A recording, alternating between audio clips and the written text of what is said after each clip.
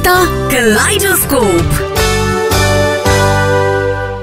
কুহু সারাক্ষণ মোবাইলে, মাঝে মাঝে তো খাওয়া ঘুম ছেড়ে মোবাইল হাতে ঘুরে বেড়াচ্ছে সারাক্ষণ। একদিন আমি ওকে না থাকতে পেরে বলেই ফেললাম, কি খুটখুট করিস বলতো সবসময় মোবাইল নিয়ে? খুটখুট?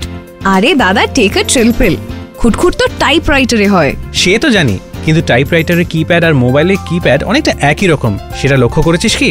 আজকাল কেউ টাইপরাইটার ইউজ করে নাকি? নিশ্চয়ই, অফিস পাড়ায় যা, দেখবি বিভিন্ন জায়গায় কত টাইপিস্টরা রয়েছে যারা এখনো তোর ভাষায় খুটখুট করে টাইপ করে যাচ্ছে। Is that so?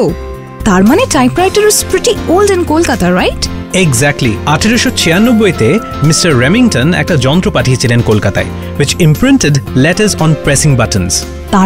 তারপর আর কি, 1900 সাল থেকে বাজারে ছেয়ে যায় টাইপরাইটার, আর এতটাই জনপ্রিয় হয় যে টাইপরাইটার স্কুল তৈরি হতে থাকে কলকাতার বিভিন্ন এলাকায়।